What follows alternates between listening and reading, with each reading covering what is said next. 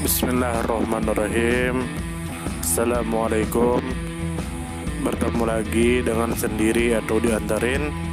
Semoga kita baik-baik saja dan semoga kita masuk surga. Amin. Sekarang masuk ke video. Abdul Qadir. Tentu saja kemungkinan tidak asing di telinga kita terlebih bagi para orang-orang yang pernah mendengarnya. Disebutkan menurut informasi yang beredar bahwa Abdul Qadir Shah Al-Hamid Khadir Wali Surawardi atau dikenal juga sebagai Sahul Hamid Badusa Kaadiri adalah seorang tokoh sufi, mistikus, dan pengkhotbah Islam yang dihormati karena kesalehan hidupnya, pengaruh spiritualnya, serta berbagai karamah atau mukjizat yang diyakini pernah beliau lakukan. Salah satu peristiwa terkenal adalah kesembuhan Raja Acutappa Nayak dari Tanjavur, yang diyakini akibat campur tangan spiritual Sahul Hamid setelah beliau menemukan seekor merpati tertusuk jarum sebagai penyebab penderitaan raja tersebut. Kemudian menurut informasi yang beredar bahwa Abdul Qadir Shah Al-Hamid Khadir Wali Surawardi adalah keturunan ke-13 dari wali sufi besar Abdul Qadir Al-Jilani. Beliau juga dikenal dengan nama Nagore Andafar, yang berarti penguasa Nagore, serta disebut pula Mira Saheb oleh para pengikutnya.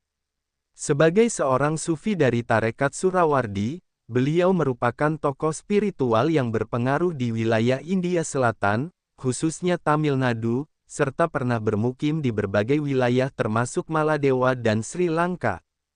Kemudian menurut informasi yang beredar bahwa Abdul Qadir Shah Al-Hamid Khadir Wali Surawardi lahir pada tahun 1504 dan wafat pada tahun 1570 Masehi.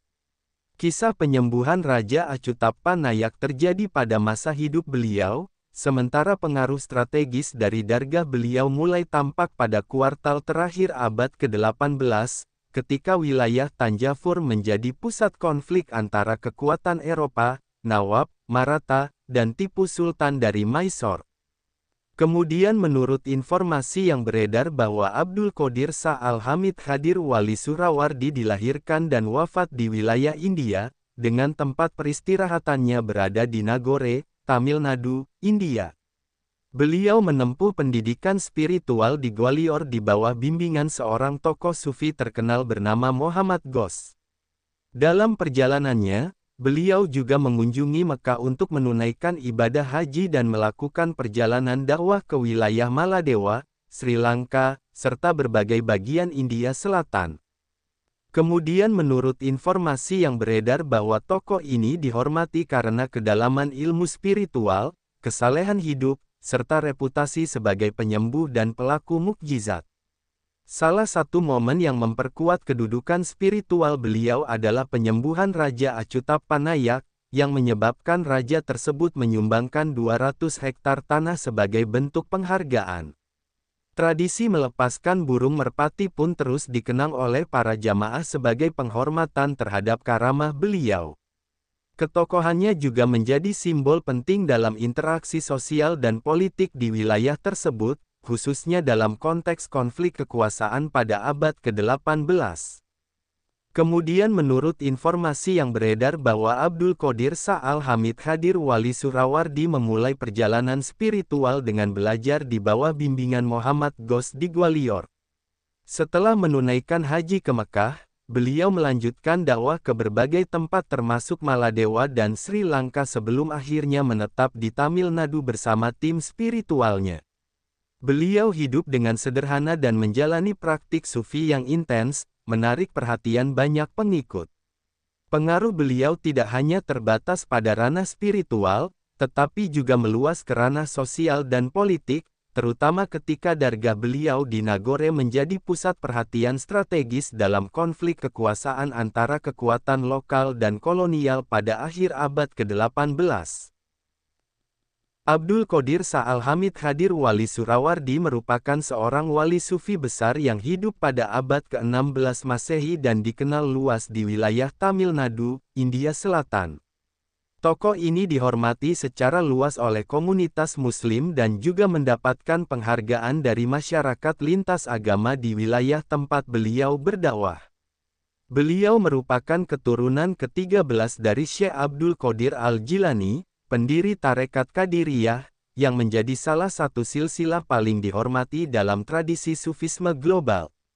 Nama beliau juga kerap disebut sebagai Sahul Hamid Badusa Qadiri, Mira Saheb, dan lebih dikenal secara lokal dengan gelar Nagore Andafar yang berarti penguasa Nagore. Beliau merupakan bagian dari Tarekat Surawardiyah, yang pada masa itu mengalami pertumbuhan dan penyebaran luas di kawasan anak benua India. Beliau menempuh pendidikan spiritual sufistik di kota Gwalior, yang menjadi salah satu pusat penting tradisi sufi pada masa tersebut. Di sana, beliau dididik langsung oleh seorang sufi terkemuka bernama Muhammad Ghosh, yang merupakan tokoh besar dalam perkembangan spiritual India. Proses pembinaan spiritual ini melibatkan latihan kerohanian intens, zikir, puasa, dan perjalanan batin atau suluk yang khas dalam tradisi sufi. Setelah menyelesaikan masa pembinaan, Sahul Hamid menunaikan ibadah haji ke Mekah, yang menandai fase spiritual penting dalam hidupnya. Setelah berhaji, beliau tidak langsung kembali ke kampung halaman, melainkan memilih untuk berdakwah di berbagai wilayah, termasuk Maladewa dan Sri Lanka, sebelum akhirnya menetap di Tamil Nadu, India. Dalam perjalanannya, beliau tidak hanya menyebarkan ajaran Islam dalam bentuk dakwah lisan, tetapi juga menunjukkan contoh hidup yang sederhana, penuh welas asih, dan berlandaskan spiritualitas mendalam. Pendekatan dakwah beliau yang damai, toleran, dan inklusif membuat ajaran beliau dapat diterima luas oleh masyarakat multikultural di India Selatan. Salah satu kisah paling terkenal dan paling banyak dikenang dari kehidupan Sahul Hamid adalah peristiwa penyembuhan Raja Achyutappa Nayak, seorang penguasa Hindu dari kerajaan Tanjavur. Raja tersebut diyakini menderita sakit akibat praktik sihir, dan banyak upaya penyembuhan tidak berhasil. Sahul Hamid menemukan bahwa penyebab penderitaan raja tersebut adalah seekor burung merpati yang tertusuk jarum dan disembunyikan di loteng istana. Setelah beliau melepaskan jarum dari tubuh burung tersebut, kesehatan sang raja berangsur pulih. Kejadian ini menciptakan hubungan yang harmonis antara Sahul Hamid dan penguasa lokal Hindu, menunjukkan adanya toleransi dan penerimaan antara komunitas Muslim dan Hindu pada masa itu. Sebagai bentuk penghargaan, Raja Achyutappa Nayak menghadiahkan 200 hektar tanah kepada rombongan sufi yang menyertai Sahul Hamid.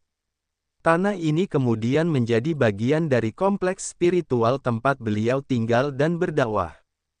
Dampak sosial dan budaya dari peristiwa ini masih terasa hingga kini.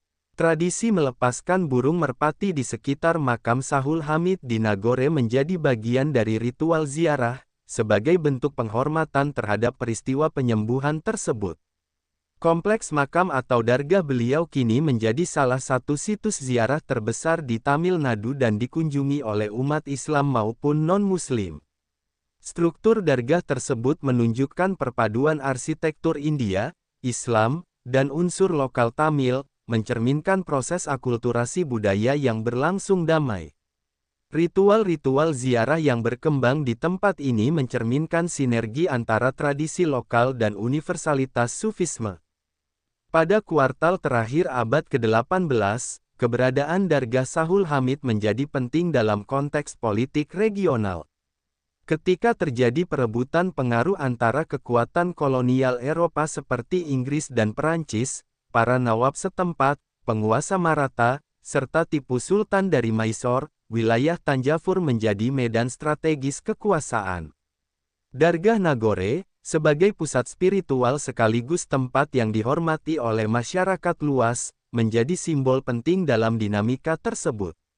Para penguasa, termasuk Tipu Sultan yang dikenal sebagai pejuang anti-kolonial, menunjukkan penghormatan terhadap tokoh-tokoh sufi sebagai bagian dari kekuatan sosial dan spiritual dalam upaya memperkuat legitimasi politik. Pengaruh Sahul Hamid juga melampaui batas geografis India. Beliau dihormati di berbagai belahan dunia Islam, khususnya oleh komunitas keturunan India dan Tamil di Asia Tenggara seperti Malaysia dan Singapura, di mana nama beliau masih disebut dalam doa dan acara-acara keagamaan. Tokoh ini menjadi simbol universal bagi ajaran Sufi yang menekankan cinta, kesetiaan, pelayanan terhadap sesama, serta keterbukaan lintas agama. Kehidupan dan ajaran Sahul Hamid memperlihatkan bagaimana Sufisme memainkan peran penting dalam penyebaran Islam secara damai dan inklusif. Pengaruh beliau tidak hanya terbatas pada bidang spiritualitas pribadi, tetapi juga membentuk dinamika sosial, budaya, bahkan politik dalam konteks lokal maupun regional. Warisan beliau kini tidak hanya berupa tempat ziarah, tetapi juga nilai-nilai luhur yang terus hidup dalam hati masyarakat yang menjunjung toleransi dan spiritualitas. Sumber referensi Google Chrome dan ChatGPT.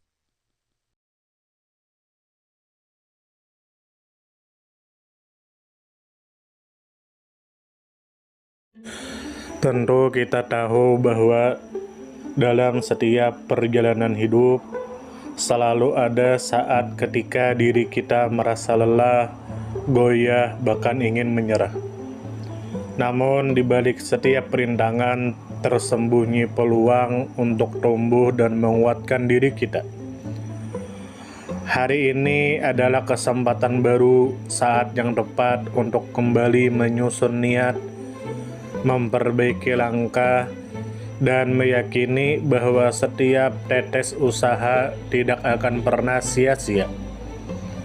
Bangkit bukan karena tidak pernah jatuh, tetapi karena memilih untuk tidak tinggal dalam kejatuhan. Teruslah melangkah meski perlahan, karena selangkah lebih dekat adalah lebih baik daripada diam dalam keraguan. Ya Allah, ya Tuhan kami yang Maha Pengasih lagi Maha Penyayang, jadikanlah hidup kami ini sebagai ladang amal yang penuh berkah. Berikan kekuatan untuk terus menebar kebaikan di dunia.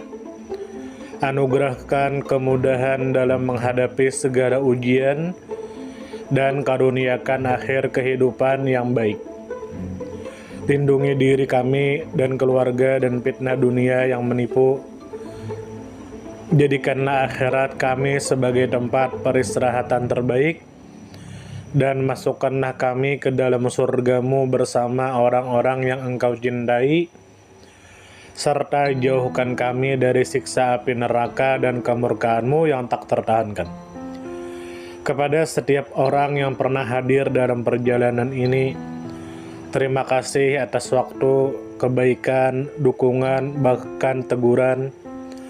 Maafkan atas setiap kata yang menyakiti, sikap yang mengecewakan, atau hati yang mungkin belum sepenuhnya mampu menjaga.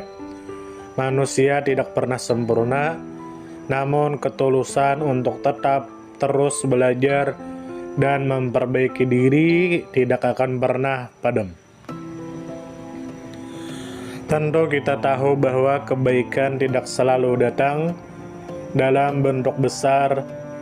Terkadang senyum kecil yang tulus, tangan yang ringan membantu, atau telinga yang mau mendengarkan sudah cukup untuk mengubah hari seseorang menjadi lebih bermakna.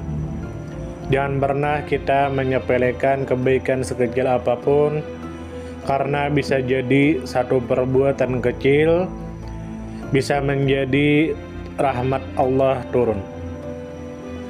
Tentu kita tahu menjadi pribadi yang baik bukan berarti tanpa celah, namun menjadi pribadi yang senantiasa sadar dan ingin terus memperbaiki diri. Kebaikan itu menular, dan siapapun yang menanamkan kebaikan akan menuai kebahagiaan meski tak selalu terlihat oleh mata. Dunia membutuhkan lebih banyak hati yang lembut, tangan yang menguatkan, dan jiwa yang peduli. Semoga usaha yang dilakukan bernilai ibadah. Semoga hidup kita menjadi pemberat amal baik, dan semoga kelak ketika dunia telah kita tinggalkan, nama yang tertinggal bukan hanya sekedar dikenang, tetapi menjadi doa yang terus mengalir karena kebaikan yang tidak pernah berhenti untuk ditanam. Terima kasih banyak. Mohon maaf jika ada salah. Silahkan jika suka ditekan tombol like, silahkan share, dan jika ingin memberikan saran dan komentar, silahkan komen. Semoga kita baik-baik saja, semoga kita masuk surga. Wassalamualaikum warahmatullahi wabarakatuh.